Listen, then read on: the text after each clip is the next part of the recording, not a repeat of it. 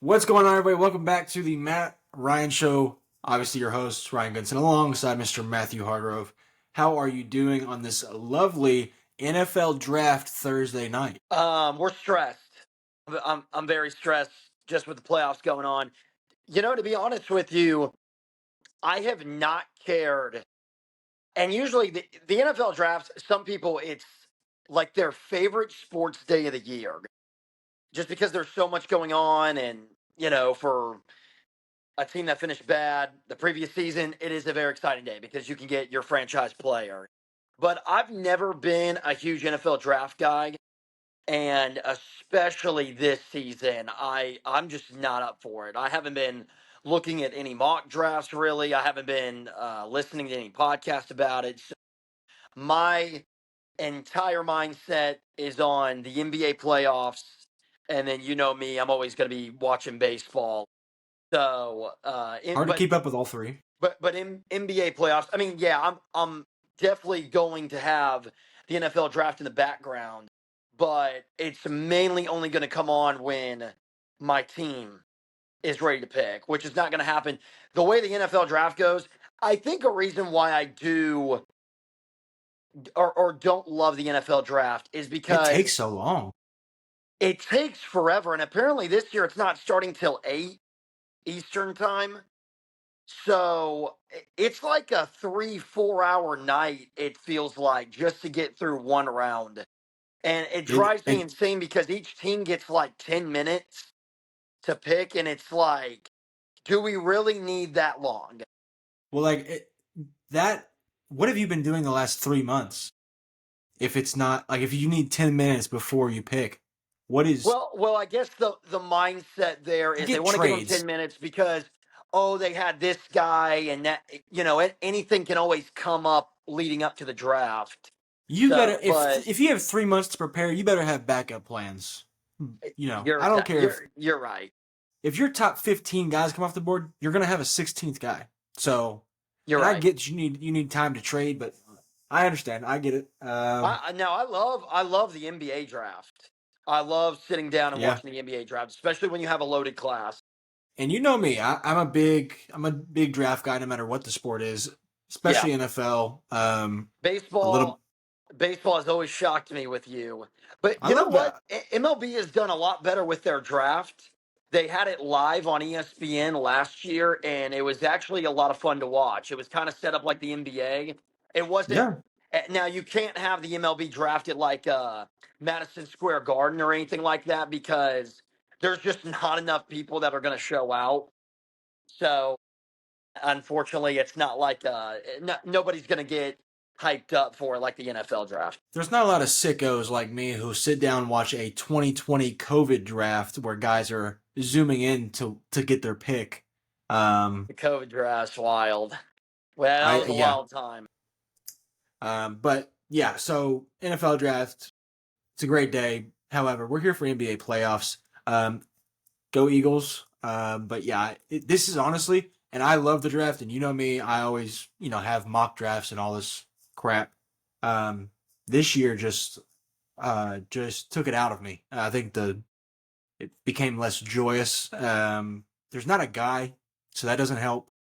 There's not Well, I a think there's not it's a less quarterback. joyous. Well, especially for you because I feel like when your team wins When a you win the Super Super Bowl, Bowl, it's yeah, like I don't uh, really care who we pick. Like we won the championship, so it's not like we need a. It's not like we need a.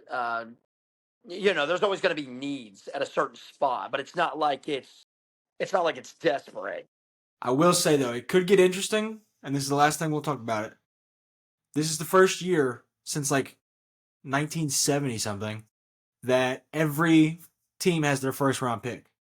Every single team. So nobody has traded their first round pick for this year, which means there could be a lot of trades, maybe a record breaking trade, number of trades on draft night tonight. And I think the Eagles will be one of them. I think somebody's going to be stupid enough to move up to 32 to get that QB, get that fifth year option. And who knows? Jackson Dart might go in the first round because of it. Last thing, how do you think? How do you feel about Cam Ward? I think it'll be good. I don't think he will change the franchise of Tennessee. Could be wrong. But they have a lot more It's a issues than tough quarterback. spot to go to Yeah, it'd be nice if you as had a an offensive quarterback. line, which they tried this offseason. They've invested in the O line. It's gonna need to be really good. Calvin Ridley's gonna have to be a number one, which he hasn't been in a while. Short thoughts. He's good. He's a good player, but I don't think he's. There's a reason that this draft is so anticlimactic. They don't have there's Shador is the guy, and he's supposed to fall to 20 something. Like that's who everybody's talking about, and he's gonna be the 20th pick in the draft. So Yeah. that's where we're at. But we're not at is the NBA playoffs, which we are probably are we 2 games with every series? Yeah, every all the game threes start tonight. Everybody that's playing tonight is starting their is the first out of the series to start their third game. All right. So I didn't really have a plan on how we wanted to do this. We're just kind of gonna spitball it and chalk it up. I think we're just gonna go based off Well, I mean, of what I best guess we series can. What first. series do we want to start with? I mean, yeah, we can go best series first, or we can save that for last. It's up to you. I mean, let's get the small ones out of the way. The ones that we're not going to talk about, obviously, Thunder Grizzlies. Thunder blowing the Grizzlies out every game. Grizzlies are no match. It's really not even close or watchable at this point. I will say one thing, and I complained about it all year, this year and last year. OKC knows how to throw a playoff game. The fans wear the t-shirts. The home crowd feels like a home crowd. It's good to have that feeling back again where you watch a game and you're like, that's a tough place to play. People always used to talk about Oracle with everybody wearing yellow and how like dangerous that was. It's good to see playoff caliber home court advantages, and part of that is there's not rich people in the front row who don't want to put on a shirt, and the other part is just having the shirts available and not just towels like some fans do. So I like to see that from OKC. I'll chalk it up to them. Good job. But the series sucks. Anything on you? No, just kind of disappointing. Going into the playing game, I mentioned how I would really like to see John Morant kind of come into his own and show his ability to grow in the postseason. And I know being in the eighth spot is really tough, but for someone to be a number one, you kind of have to show, even though you're going up against a Thunder team, that you can make some of these games close, and they're not even close. John Moran, I want to say in game one he had 17 points and just didn't play well. So this is a really bad look for Memphis. Nobody was going to get on to them for losing the series, but they're supposed to be one of these teams that are on the younger side and they have so much upside. And none of that's really showing in this series against OKC. Even in that game against Golden State, I know Jaw went down towards the third quarter, but he still ended up finishing that game. So, and then Golden State won. So, just a really bad look for Memphis. Even though I know OKC is they're insane. They're insane. OKC. I mean, they're the best team in the league. I feel that way. I think the Celtics are like right there, but depth wise, they just don't have what OKC has. And Boston has really good depth. But OKC, like, they're role players. The difference in this series is the role players. Guys like Aaron Wiggins, Isaiah Joe, Cason Wallace, like those dudes that are going out there and giving it all they got. The second possessions in this series has been insane for OKC. Memphis doesn't even look like they're trying. They're already defeated. We'll see what they do going back to Memphis. Maybe they'll make it. They might get one game at home, but with the way that this OKC team looks, I wouldn't be surprised if it's a clean sweep. Get out of there, go back home, get some rest before round two, which inevitably, I'm trying to think. On that side would be the Denver Clippers series, which we'll skip that one for now, just because that is the best series. So we'll save that one for a little I bit wish later in they the did the show. first round. I wish they did the first round of 5 game series. Really? Yeah, for instances, I already think the NBA playoffs is too long, and for instances like this, like you're right, Memphis does look defeated, and they still have to play at least 2 more games. Those games are going to be awful. But I mean, overall though, out of all the series, there's only three that are not interesting: Thunder, Grizzlies, Cavs, and then Celtics, Magic. But Right. everybody else pretty intriguing. But Yeah, I still wish it was 5-5 in the first round. and unless you have anything to throw out about Cavs or Celtics series, I don't care to skip over those two because we'll Yeah, talk about them no, in the second round when we get there. yeah, we can. Orlando. I hate it for Orlando. They've just had a weird season with the injuries. They're But scrappy. You know what I thought about? what's that? So this podcast was originally based off like rebuilds, and we'll do some rebuilds in the off season when stuff gets um, closer to draft time and free agency. I was trying to think like what did the Magic need, and I can't figure it out. Like, yeah, you could say they need a guard, but they have two guys that are predominantly ball handlers in Paulo and Franz. You could say they need a big, but I mean, Wendell Carter is a defensive guy who can shoot threes occasionally and is not terrible down in the low post. Like, I'm trying to figure out what they need, and I just can't I figure it think out. they're with this roster. I think they're a piece away.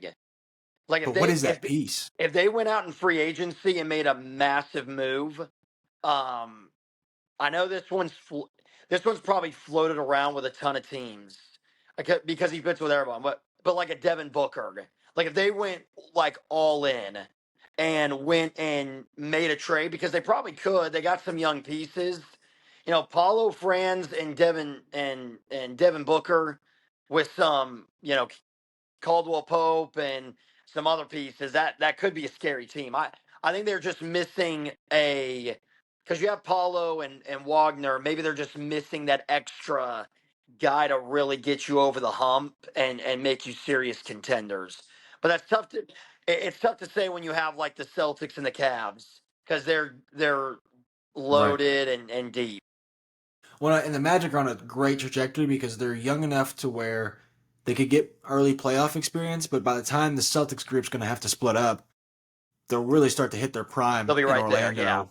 And you would hope that is a time for a signing like Booker Yeah. to really take them over the hump. But Yeah, I was just thinking about that. their situation's different than the other two teams that are getting beat really Mollywopped. badly. Yeah, Memphis and Miami. I don't. What Miami's a they're a weird team too. It's tough for me because Miami's always going to be competitive. Like they'll never just blow it up and rebuild. At least with Pat Riley there, but they're stuck in the same spot they've been the last 5 years, which is play-in territory. yeah, And now they're without Jimmy, so it's like, how good are they? yeah. I wish Fulcher would go to another team. Interesting. Someone doesn't like their head coach. Um. No, Anyway, I love until they lose, but I would not mind seeing Eric Spoelstra if he wanted to leave. Uh, anyways, so anyways, let's talk about the least exciting one that we're going to talk about, and that is the Bucks Pacers. Giannis hasn't won a playoff game, I believe, since the title, back in 2021. I think that's a real stat. yeah, no, he's won one. They I want to say that the first year, it was 2023. The Bucks made it to the semifinals. They ended up losing the Celtics, I believe. Twitter got me then because I But believe that but wholeheartedly.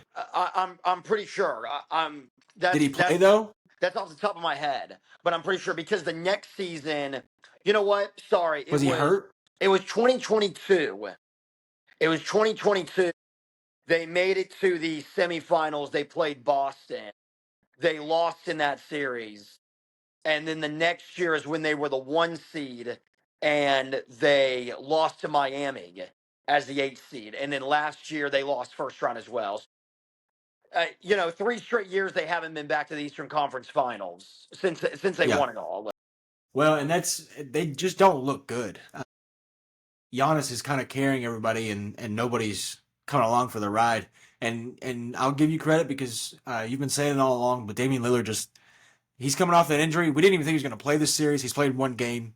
This is not a roast Damian Lillard session, but he's got to show up this series for them to win. And they're about to go to Milwaukee, where they need to win both games to even have a chance in this series, in my eyes, with the way that Indiana's been playing at home. So Giannis can carry as much as he needs, but if nobody else gets on that ride, then they're not going anywhere. Yeah, I do hate saying this because Damian Lillard. I mean, what is he going to be known for? You know, when Damian Lillard retires, what is everybody going to remember him by? I think it's just going to be the clutch shots. Unfortunately, it's not going to be anything like the championships or MVPs or anything like that. And you know, there's just some guys throughout their career who, for some reason, you just know when they get later into their career and they just can't do it for some reason. It doesn't matter what situation they go to. And I think I know this better than anybody because my favorite player all time was one of those guys. It did not matter what situation Carmelo Anthony was in. He just could not be on a winning team. And I think his career, honestly, is very similar to Damian Lillard. He's had all these clutch moments, but for whatever reason, he hasn't had the team around him, or in the moments when they've really needed him to step up, he just has not been able to do that efficiently or consistently in the postseason. And you know, I saw it at times with Portland, and that's why when Milwaukee made the trade for him, I didn't fall in love with that team. It's just because spent I spent so much time watching the Portland Trailblazers. Um, so it sucks because Damian Lillard really, I mean, solid player when he gets going. Yeah, and the worst part is obviously this is not a reflection of this series because he's played one game. It's coming off of the blood clot situation, which we spoke about last week, and we had no idea what the timetable was. Everybody thought he might be out for the first round. Apparently, he had a miraculous recovery and missed the first game and was able to come back to game two. So maybe getting his feet wet in Indiana and then coming back to Milwaukee will prove us wrong. Hopefully, I really do hope that for him. But um, as of right now, yeah, it's just like this team. Kyle Kuzma, certified ass, 0 points. He had his best Tony Snell impression in the first game of a playoff game. I've never seen anything like it. A guy you traded Chris Middleton for, who's a seasoned vet who has won a championship. Um, Milwaukee just hasn't made the right moves. You lost Drew Holiday to Boston. You trade Chris Middleton for Kyle Kuzma. You trade for Damian Lillard to kind of replace Drew Holiday and Chris Middleton. It's just we have to see it work, and it's got to kind of work in the next 2 or 3 years because Yeah. the clock's running out. And maybe Yeah. not Well, for Giannis, but just for the Bucks' sake in general. yeah. Well, both those guys have 2 years left. So Yeah, yeah, we talked that's the about their time. contracts. They Yeah, line up. that's the timetable. They're not able to do anything significant. Honestly, if they don't do anything significant next year, like if they Yeah, get you bounced might. in the first round, what would even be the point of trying it again the following year? So that might be when Milwaukee just goes full sell and find somebody, you know, at least get something for those guys and try to trade Giannis and Damian. So yeah, we might be looking next year might be the final year of Giannis Antetokounmpo in Milwaukee, which is really weird because he just I mean he's been with that organization since he was a 20-year-old kid. So And who oh, knows? They could come back in this series and they could beat whoever in the second round and shock everybody and just yeah, and you're who right. knows? We're probably at least I mean I know I am probably jumping the gun a little bit because the series still has to go back to Milwaukee, and you know everybody says the series does not start until the road team wins. That's where it really starts to kick up. So, yeah, Milwaukee they can definitely win those 2 games and then get hot, and they still have Giannis Antetokounmpo, who's a top 5 player in the league. Now, something about that series that I did want to bring up, and I love Charles and them on NBA TNT. Those guys are so great, but the NBA had a poll amongst anonymous players. And I think one of the stupidest things, I actually did not realize they have this, The but overrated they have player an one. anonymous vote about the most overrated player. Why in the world, when the league is already being trashed constantly through all of these big media markets, why in the world would the NBA allow that to happen? Where you have anonymous players, that doesn't happen in any other sport.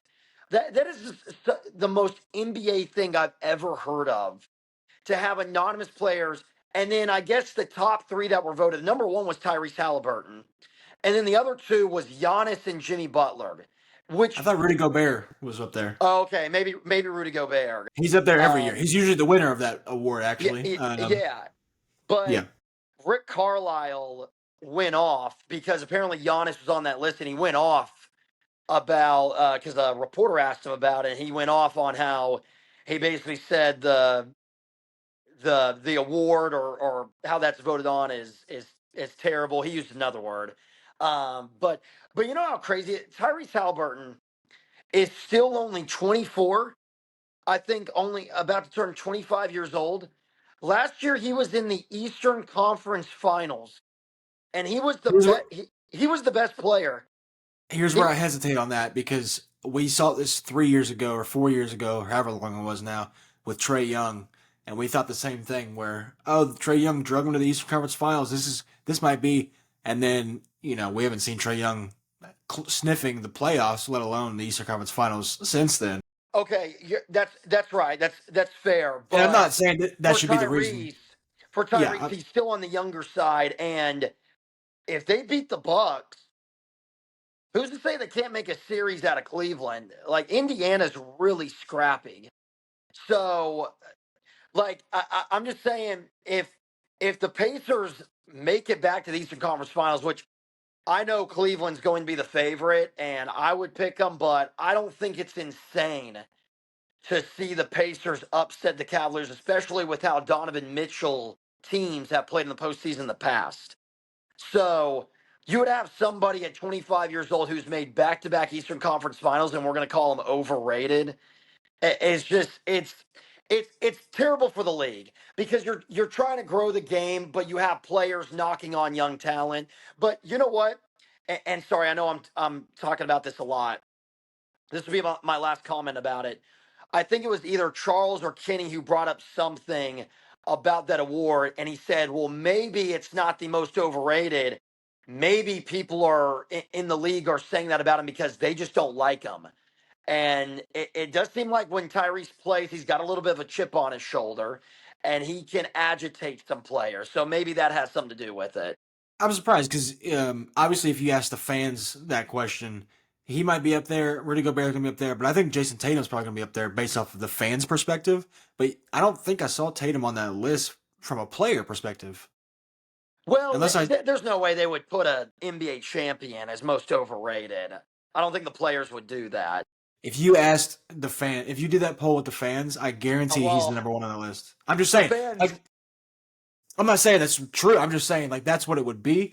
They just need to do it the way that the NFL does it and have the players grade what the facilities and what the team ownership is and what, like, how NFL they get grades every offseason of the cooking staff is this, the practice facility is this, and the Bengals always had a shit practice facility because they were still outdoors.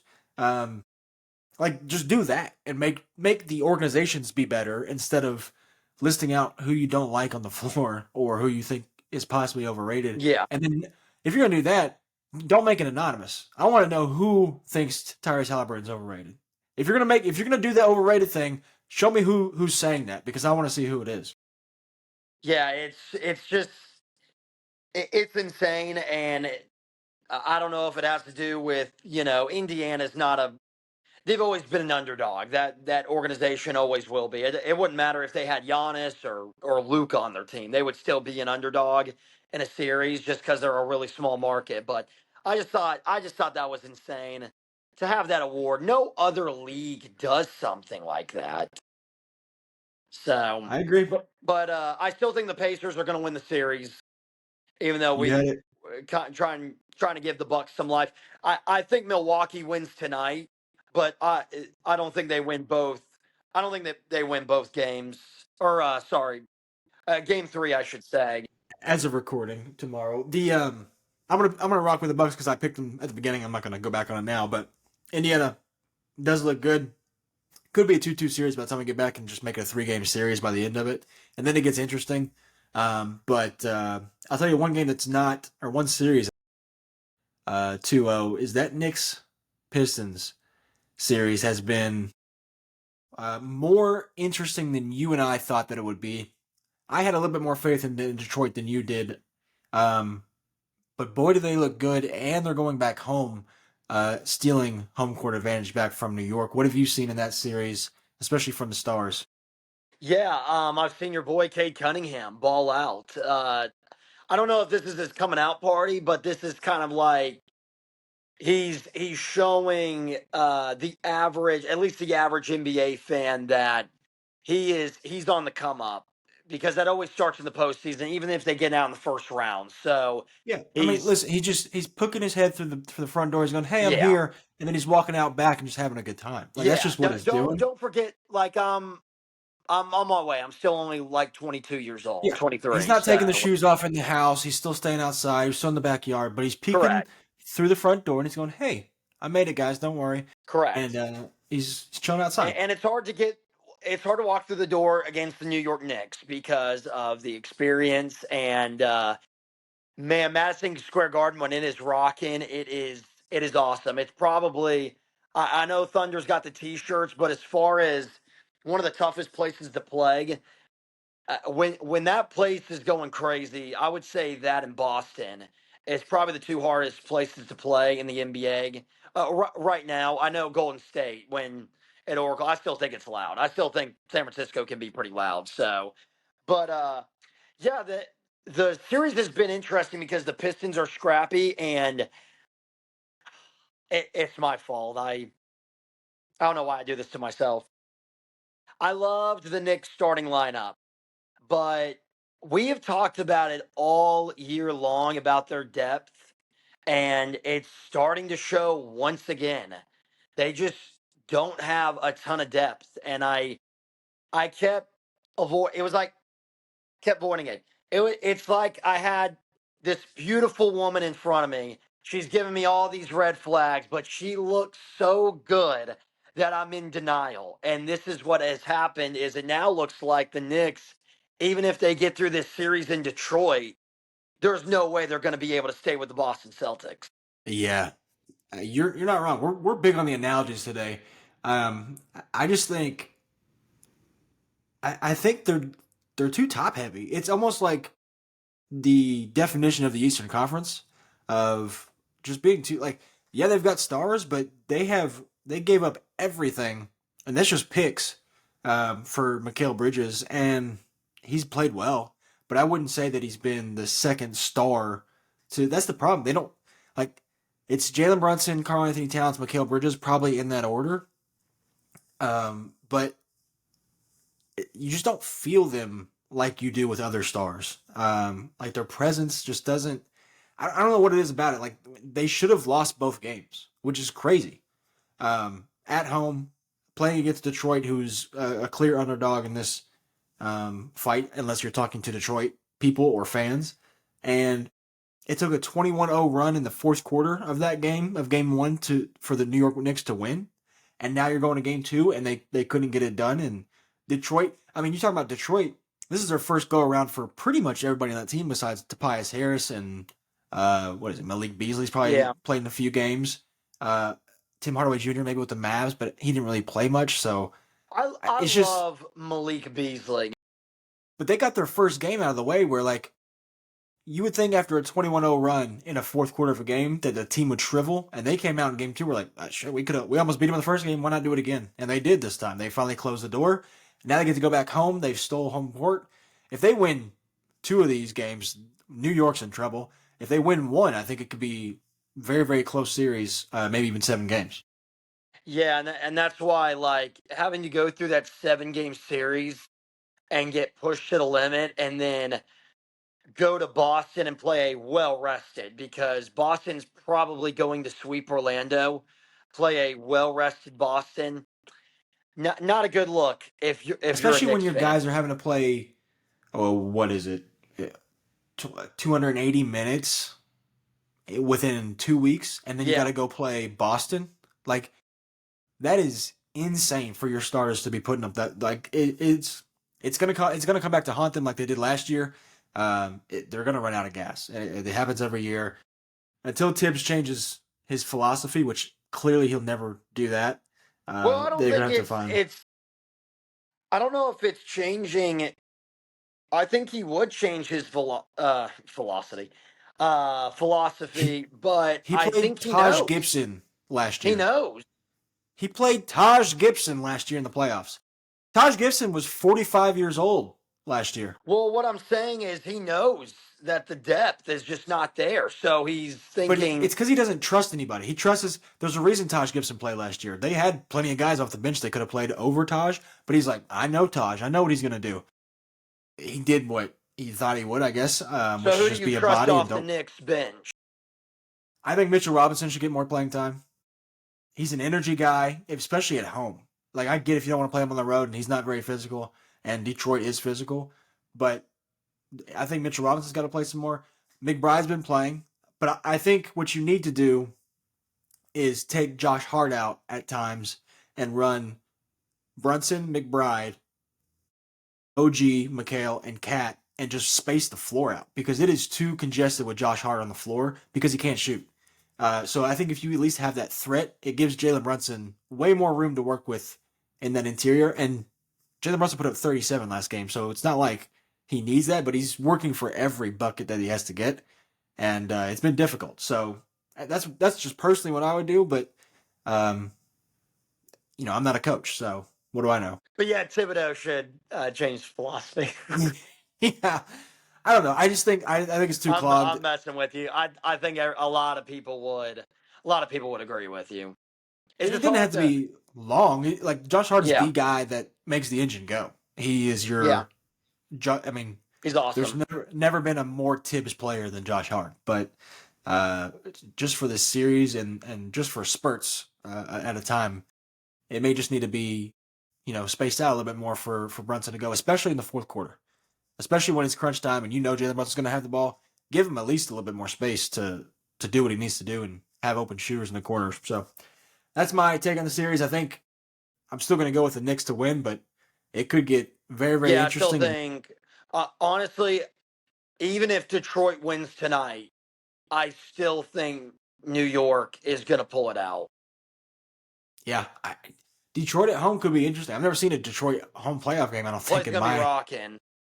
what. Yeah, what is the last time they've had a home playoff game? Their first Probably since playoff. Blake Griffin, probably Yeah, when they were did they like an win? 8 Yeah, seed. did they win a game? That yeah, I don't know. They might have Oh, got I don't know swept. if they won a game, but last home playoff game was Yeah, probably when Blake Griffin was on the team. and I'm pretty sure that's their last. Was it 2017? Was their last playoff win or something crazy? Either way, like they've been They've gone through it. waiting for this. What a Shout out to time! Detroit. What a time to be a crazy statement. What a time to be a Detroit sports fan right now. Who would have thought? They are the Lions are phenomenal. Pistons are on the come up, and then the The Detroit Tigers Tigers are actually a made the solid playoffs. team. Yeah, they made the playoffs last year, and they're one of the best teams in the American League right now. So Yeah, great, it's been a nice little great 2 year time to be stretch a for Detroit. Detroit. Great time. Plus, you still got Eminem, so there you go. Yeah, it's I want always to a move on plus. to And this. Big Sean, Of Big Sean. course, of Yeah, course, Big Sean.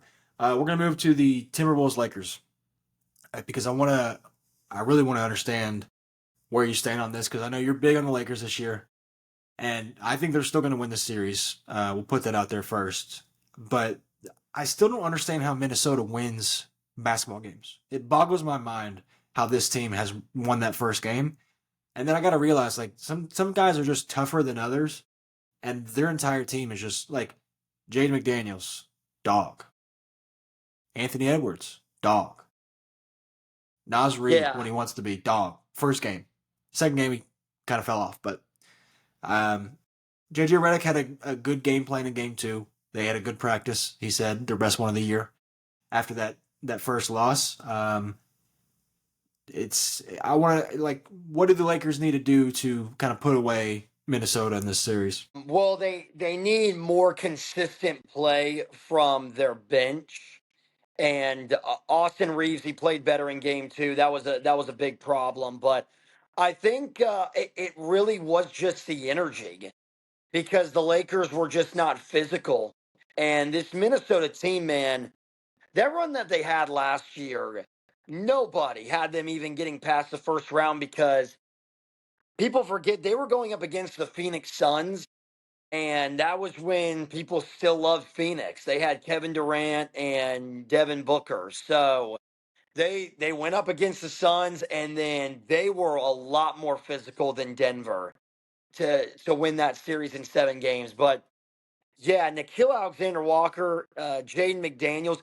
It was one of those two. They had Jamal Murray in hell last year. It He was was both just of them, he yeah. he was having trouble just bringing up the basketball across half court. So I think the Lakers just have to be more physical, which is strange to say from a LeBron James team.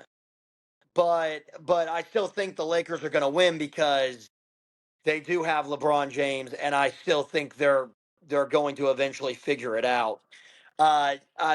Awesome video somebody edited on Twitter that I saw. It was comparing JJ Redick and Darvin Ham, which it's not fair to Darvin Ham because it was just one clip. But it might have been from that hilarious Lakers account. It's like Lake Show or something. It's got the frog Lake crying. Show Yo. Dude, it's so funny some of the stuff he puts out there. But it was a video I think from that account that had the difference between Darvin Ham and JJ Redick, and it started with Darvin Ham. He's at the Lakers bench and he's talking with Anthony Davis and a couple of the guys, and he goes, "All right, fellas, I see y'all working hard. I appreciate the effort. Salute."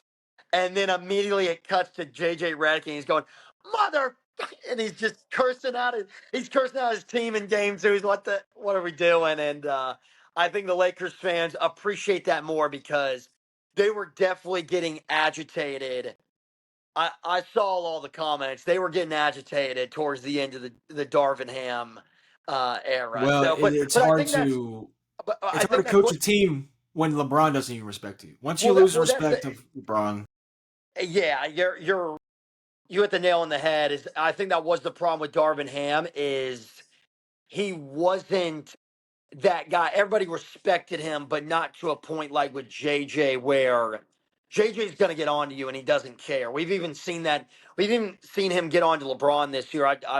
I still remember when they were playing the 76ers on the road with they were without 2 stars and the Lakers were losing and he tore in to Austin Reeves. So I think that's what the Lakers needed is they need a guy like JJ Redick. But I think that's what it comes down to is you have to remember too, this Lakers team is one of the issues that everybody had with the Lakers when they made that trade for Luka was the size. And Minnesota has a lot of size. I told you about Jackson Hayes not being even remotely Yeah. like I know we thought Luca could maybe possibly up his game, but Jackson Hayes is just not. He's not there. He's getting played out of every game that he's in, and they're running small ball lineups pretty much the entire time where either Rui's going to play the 5 or um, even LeBron. Like that's going to have to be their game plan because Jackson Hayes cannot be on that floor longer than 6 minutes a game. It's Yeah. actually insane. Yeah. But I think there's a legitimate shot this thing goes 7. And, you know, I will mention it every time I say his name. I am an Anthony Edwards hater. That does not mean I do not respect him. He is a phenomenal basketball player. When the playoffs comes around, something just clicks for him, and I think he's somebody who feeds off the trash talk. He needs that intensity in the playoffs, and it makes him better, and that's what you just love about him.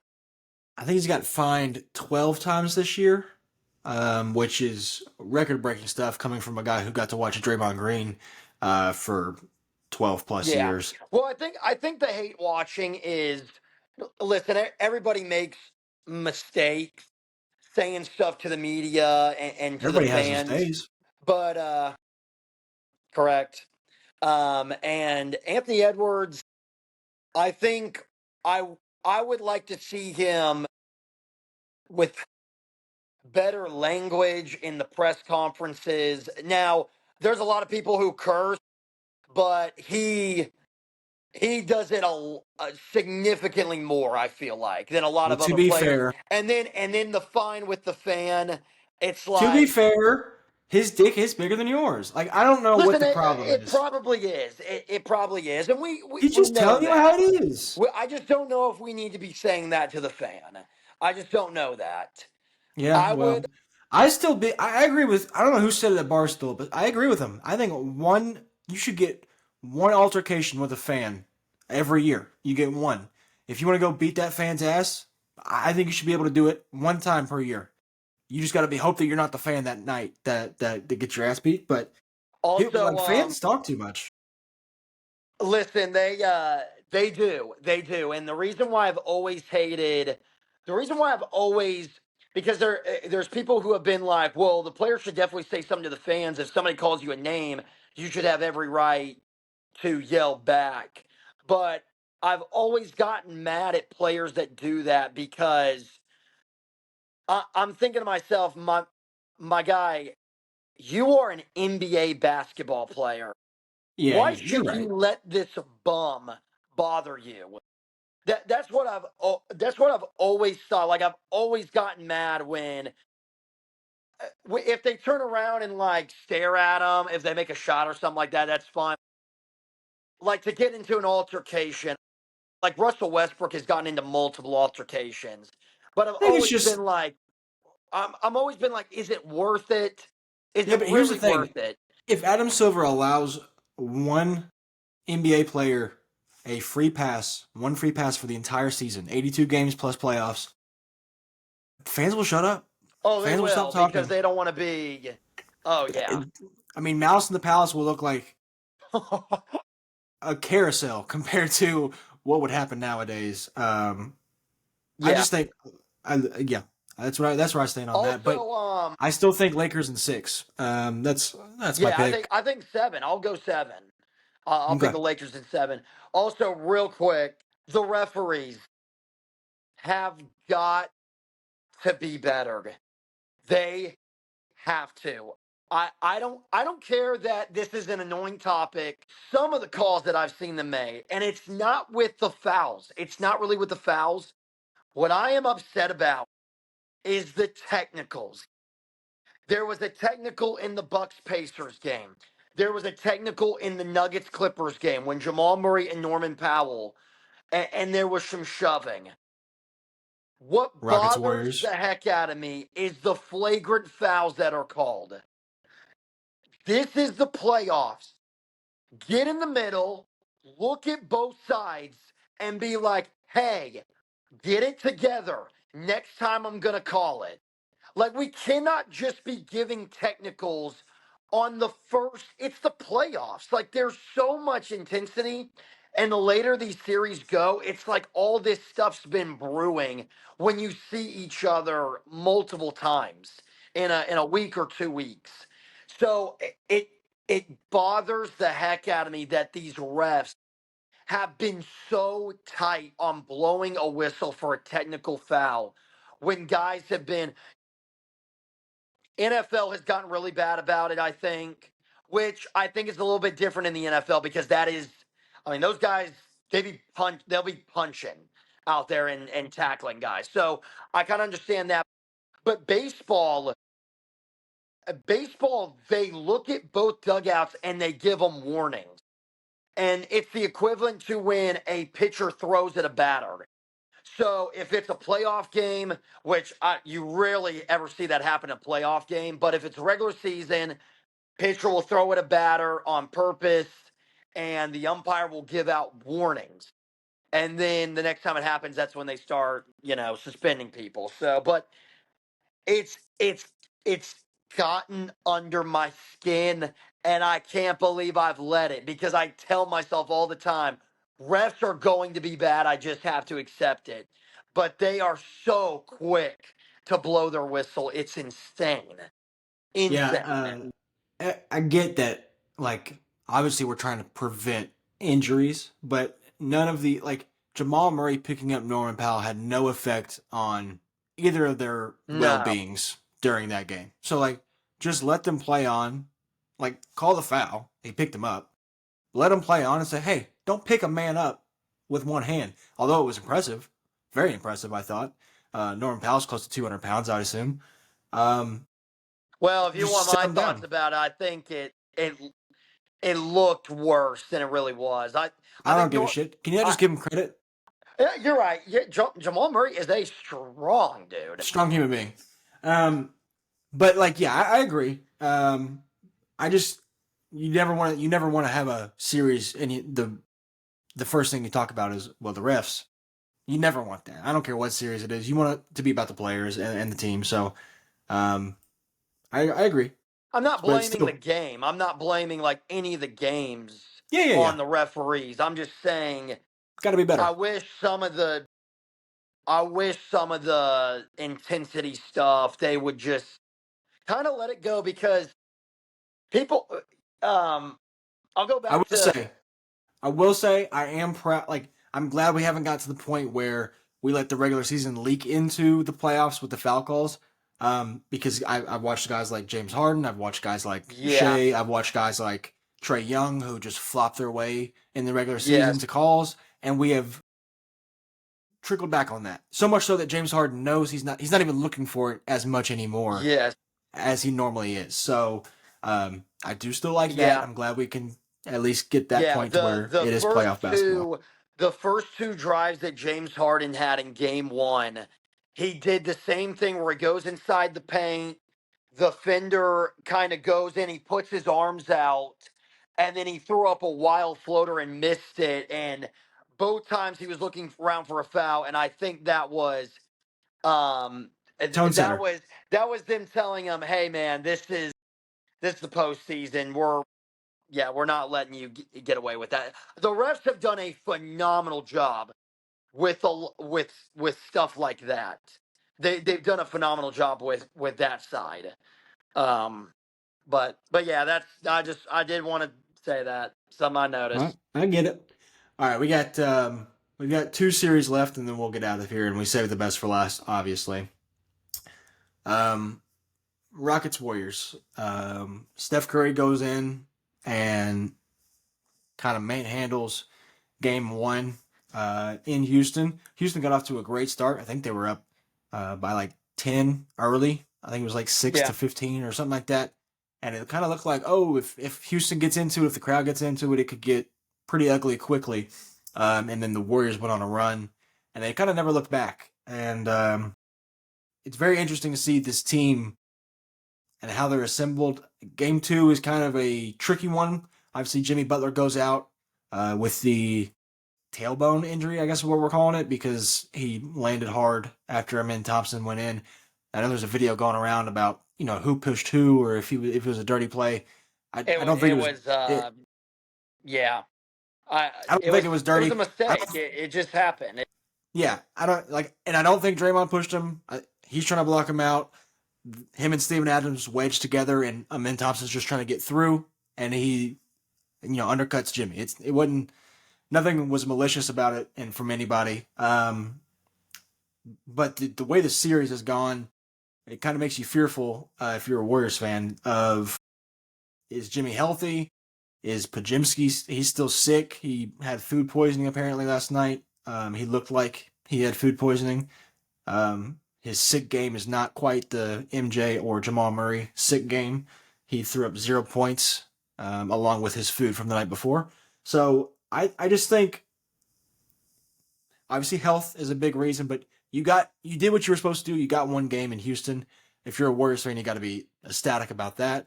And for Houston, they just were not ready in game one. The No, Warriors made no, they were not. the Yeah, Warriors made them play in the half court, and they couldn't do it. I know. In the beginning, they were really feeding it inside to Sagoon.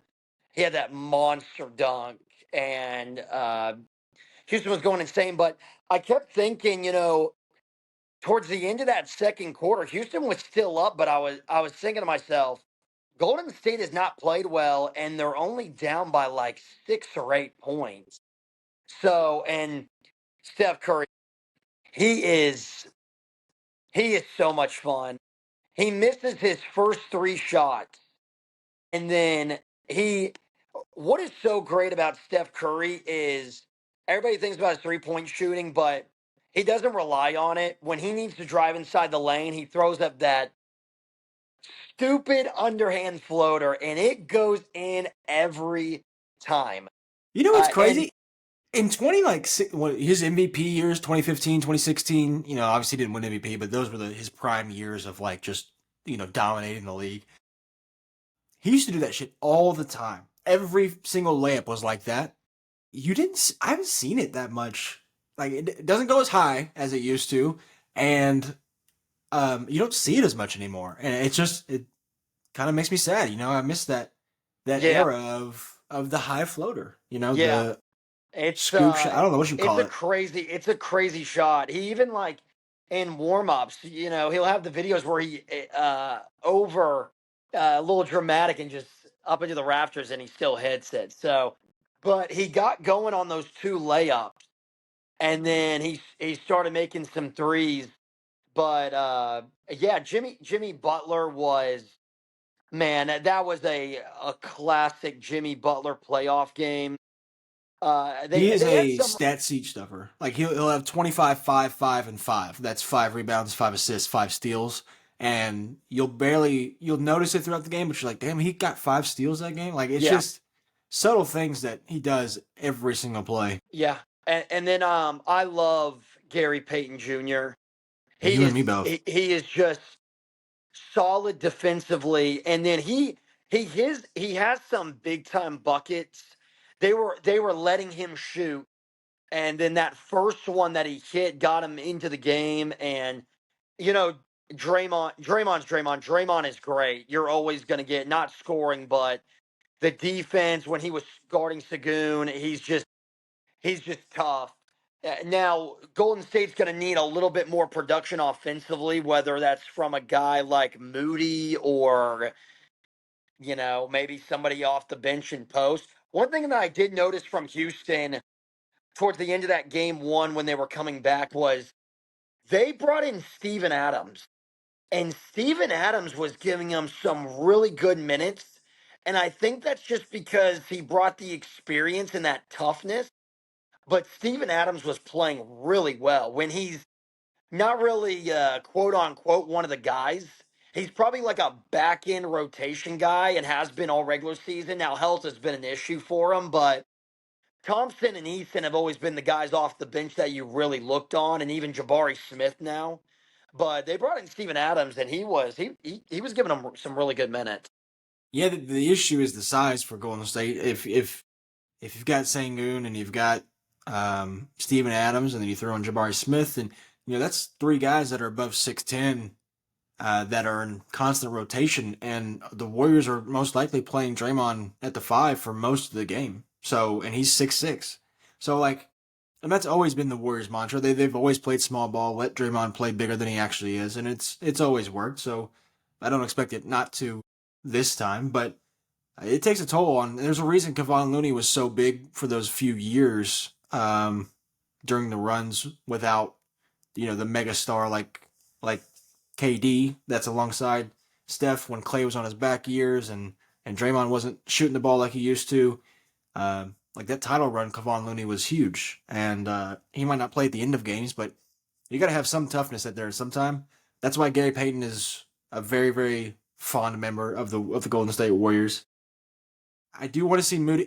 You're right. There's got to be some offense. It can't just be Jimmy and Steph. I don't know who's going to come from. You'd like to say Pajimski after the rookie year that he had, but this year was so hit and miss that you're like, it's hard. He doesn't play well in the system. I've like watching him all year. He doesn't. If you're in the Warriors system, if you throw the ball to somebody else, whether it be Draymond or Gary Payton or whoever, what's the first thing you should do? You should go find Steph and you should go set him a screen. That's not how his brain works. His brain is like, let me see if I can get open. And all you gotta do is set a screen, let 2 guys follow Steph, and you're wide open. So like do the work early. And it's just between him and Kuminga's not playing because he's not very good at basketball or is never really engaged in the games. If he's not getting what he wants, is kind of what that seems like. He got to play last night just because of injuries, but I don't expect him to be on the floor if Jimmy's healthy. It's just a weird. Buddy Hield is not the answer. They got to find somebody, and Which I don't is know if it's on this unfortunate team. because they got Buddy Hield, and they thought he was going to be a major piece. So that is Just a score off the bench. Yeah, he hasn't been that. He's now turned into just a spot up shooter who um who kind of can't shoot over anybody, so he gets a lot of early contests and he can't dribble around anybody. So yeah, it's very interesting. I The think series as going back to Golden long State will help a lot. yes, I think as long I don't know the timetable for Jimmy Butler, but knowing Jimmy, I mean he's going to get back out there as soon as possible. But I think as long as Jimmy Butler is back for Game 5, the Warriors are still in this series because I think that Steph can have one of those games, at least one of them, Especially at at home. Golden State, Yeah. where if they go to Houston 2-2 and then Jimmy Butler comes back, they got a shot. So that's why I'm not. My guess is that if Game 3 doesn't go the Warriors' way, if Jimmy's not back by then I think he'll play Game 4. Just based off my speculation. I have no way of knowing that. It's very rare to see Jimmy sit out very long. He did look very, very hurt though. Like it is a very It was concerning a hard injury. fall. It was a very hard fall, and he couldn't. He tried to stay in. He ran up and down the floor a little bit. He shot his free throw, or maybe I don't know if he shot free throws or if he just ran up and down the floor for offense. But he coming off the floor, he went straight to the locker room, and we didn't see him again. So Tough um, dude though. yeah, you have to have that. Last playoff series. I think I picked the Rockets, by the way, to win the series before we started. Didn't quite see the shit in my pants by Jalen Green that Game 1 provided with his 4 points. He did score 38 when it didn't matter, when nobody was there in Game 2. So we'll see what he does when the lights are bright on the road. That's the biggest test, is that young team going and playing a road game Golden State. in Golden Yeah. State. How do guys like that, like you're going to need a guy like Fred VanVleet or Dylan Brooks to kind of lead that team and really show you how it's done on the road, because none of those guys have seen playoff minutes in a road environment. So that'll be interesting. Last series, Clippers Nuggets. Obviously, this is the one that everybody's talking about. You called me crazy for picking the Clippers. Doesn't sound so crazy. They should have won Game 1. They were dominating the first half of that game. Really felt like they were winning, even if they weren't winning the game. Felt like they were winning the game of basketball in Game 1, and then something about the Nuggets. They found a way, and that's what you need in the playoffs. I think the Clippers kind of choked it as far as they got away from the stuff that was working in the first half. The broadcast alluded to that in the game, and then Yeah. Game 2 just kind of took over. So, what did you see in Game 1, and how did the Nuggets pull that one out? Yeah, what's funny about this series is I think the team that's played the best in each game has ended up losing. The Yeah, Clippers were the better team in Game 1, and then I thought the Nuggets were the better team in Game 2. But in Game 1, I'm really glad you brought up the. I love Bob Myers. I know you do. But Bob Myers, he was saying, and I mean, the first quarter, the defense was atrocious from Denver. And the reason why is because they were going pick and roll with Jokic. Jokic was not making any effort whatsoever. And I think that's just from Jokic kind of pacing himself, because he really turned it on in the second half defensively and it did disrupt some things. But what the Clippers were doing, it was a pick and roll at the top of the key. They would feed the screener at the free throw line. And then the guy who was baseline had to step up, and it was an easy just dump off to the block for an easy layup. They got that like pretty much every single time. It was insane, but that started to not work in the second half because Jokic was actually making an effort to disrupt the point guard that was coming off the screen. That made the pass tougher at the free throw line. So that's why the Nuggets were able to have a better second half. Plus Jamal Murray hit some big shots. Aaron Gordon's actually been hitting the three ball really well. And that's yeah. when the Nuggets are really dangerous, is when Aaron Gordon is making threes. In the second game, I like oh, what you said about that though, because the better team has lost in both games. The Clippers yeah, were the better team in Game 1. Michael Porter Jr. was the most active I've ever seen him in game two, and it still wasn't enough. It maybe Yeah. not he had shots, but he had what, 6 offensive rebounds. He had a few putbacks. There Oh, was a he few, almost had this is a little bit of a stretch, but he almost had a 2020 game. He finished with 15 and 15. So, like, he kind of had an insane game, like 15 and 15 for a and small they don't. forward. Like we always talk about his defense, and yeah, it's bad, and it's hard to have him and Jokic on the floor if neither one of them are trying. Um, but if he's engaged like that, like there's a big difference between game one and game two. I don't give a shit what the stats say. Just watching the game, you're like, oh well, he's playing today. Like, and that's what game two felt like. Um, and yet still somehow Kawhi Leonard just Oh, man. overtook. Well, a reason why I thought everybody was crazy was I just was not a believer. Kawhi, I had my doubts, which I think a lot of people did.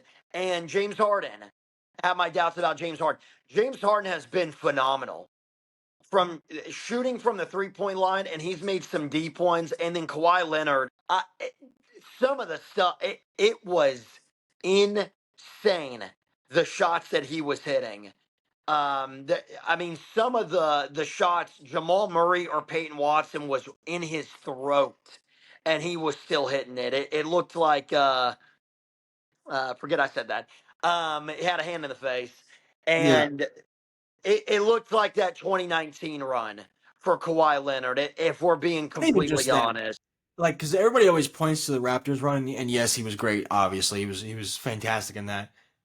Dude, 2017 Spurs Kawhi Leonard is probably the one of the best players I've ever seen. Like, that is peak Kawhi Leonard. He was dragging that Spurs team to the playoffs, and then he destroyed Golden State, a KD Golden State, in game one, and they beat him by 40, I think. And then he goes down with the injury. But that's why I mentioned it when we went over this a few weeks last week about the playoffs. Watching the Clippers game versus the Warriors at the end of the season to see who's going to make the playoffs and who had to play in the play-in. Kawhi Leonard, I tell you, he just looked different. He looked like the old version, and we haven't seen that in 5 years. Like, it's been a while since we've seen that, so it's hard to. I get it. It's hard to accept the fact that, like, I haven't seen it, so why am I going to believe that it's going to happen? But just the way he's moving, you can tell he's actually healthy and not just trying to play through something, yeah, which is a good sign. So it makes for a great series if that's the yeah, case. and something else, Zubac Yeah, is an absolute stud. he His might be the most offensive underrated player. his offensive game, it feels like anytime he gets it around the basket and he's got a good look, it's going in. So and he's guarded Jokic as good as you can. Jokic is still getting his numbers, and he always will. But this is one of There's the a stat. better. What's that? There's a stat that says Zubac, possession or points per possession, or some of the advanced analytics say that Zubac is the best defender that Jokic has ever played. Like, Yeah, Zubac is the best at defending Jokic that anybody has been in the entire league, and that's probably the last person anybody would thought of when you like who's the best defender to guard Jokic. You might point towards uh, Rudy Gobert or somebody that's big down low that's won a few Defensive Player of the Years, and Zubac is that guy. And not to mention, it's now you're going back to L.A. where this is time where like you'll see guys like Norman Powell finally wake up in this series, yeah, or Derrick Jones Jr. might have a big game in this series. Game like role players at home just they love the crowd. They can only play in front of the crowd that they know and love, and you might see some role players from the Clippers kind of get going in this yeah. series. I think there's a chance Norman Powell might have a big game because he hit that pretty much game-winning shot in Game 2. So, but yeah, it's really just come down to who makes the mistakes towards the end, which I know that's easier said than done, but it's just mattered that much more in this series. Like in the Clippers game, Kawhi Leonard had 7 turnovers in that game, and then he had the white when he was by the bench, and then Jamal Murray just tipped it out of his hands in Game 1. That cannot happen, and then there were 3 plays towards the end of that Nuggets game that really lost him. One was Jokic shooting the ball when he did not realize the shot clock reset. I That think that that was was a a bad one.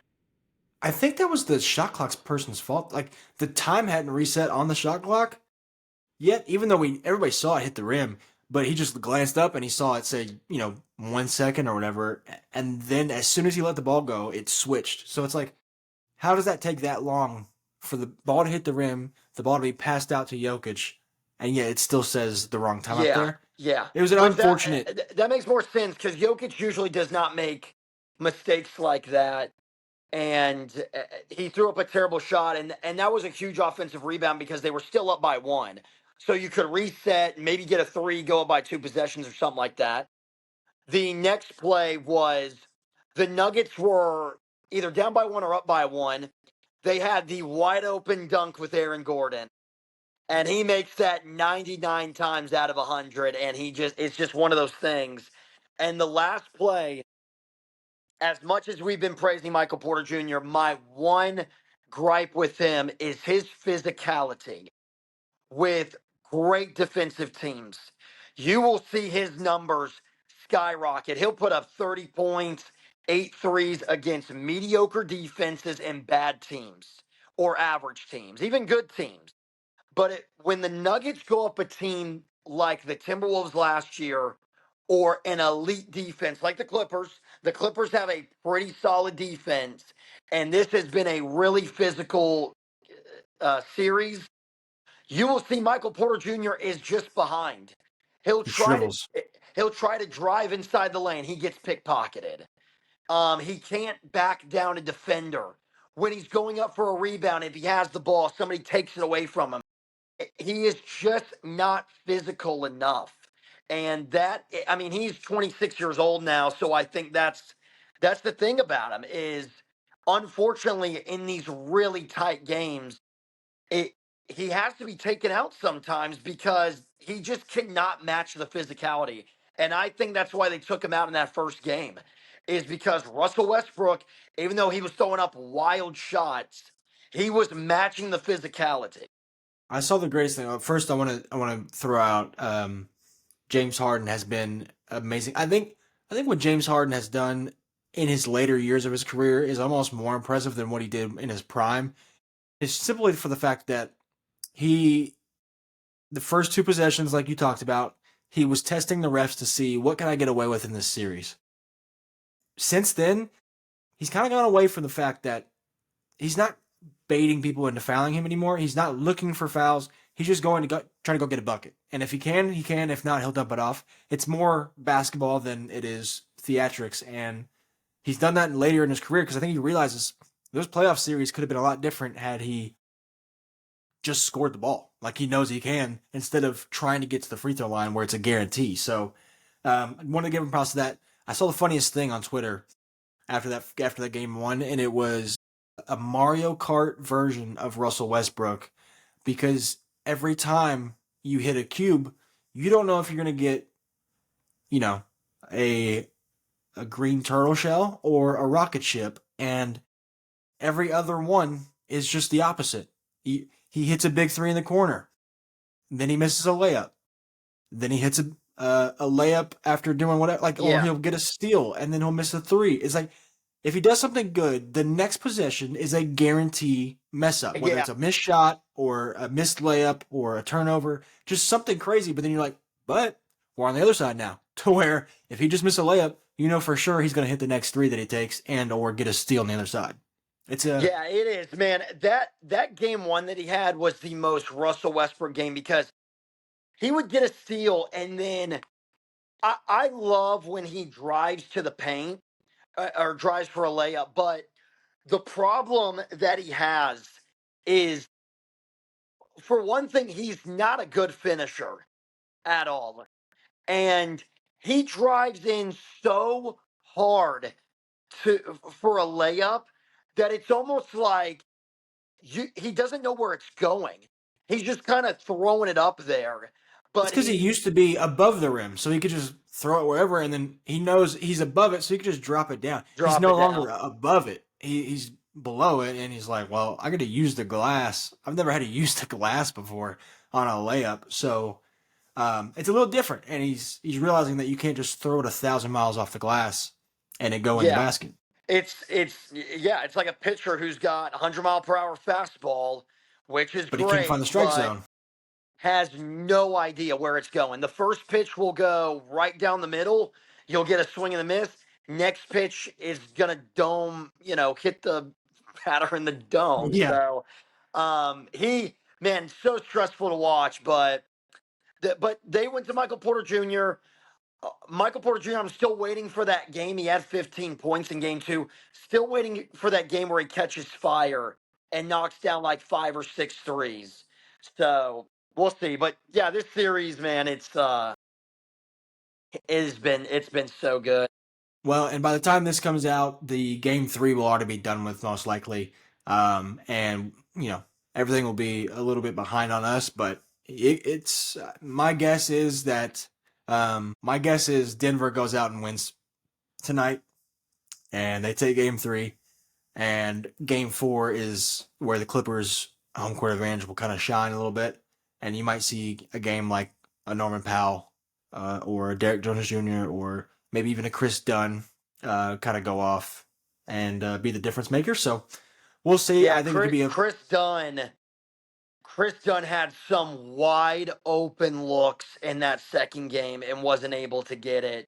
He was hitting those shots in game one, so that was another difference. But yeah, it'll be a great game tonight. we say that, and yet they still won game two, which is still crazy. Like you see, we say all the things that happen, and you're like, oh, they must have won that game, and it's like, no, No, they. no, yeah, If the it wasn't for Clippers. if it wasn't for Kawhi, there's zero way Clippers win game two. And honestly, Jamal Murray won the Nuggets first game for them, Yeah, with he got hot towards the end. It was timely shots too. yeah, that was just a classic Jamal Murray. Like you look at the box score, it's not that great, but when you take yeah, he just if the Nuggets are down by three or if they get some kind of energy in the building and Jamal Murray pulls up, it seems like it goes Yeah, in. So he rises up to the occasion. Until next week, some of these series should be over, thank God, and we'll probably be talking about a few yeah, possible game sixes or game sevens, which could get interesting. So until next week, we are out of here. Unless you got anything else to say. no, that's it. No, sir. He's Enjoy the night. saluting.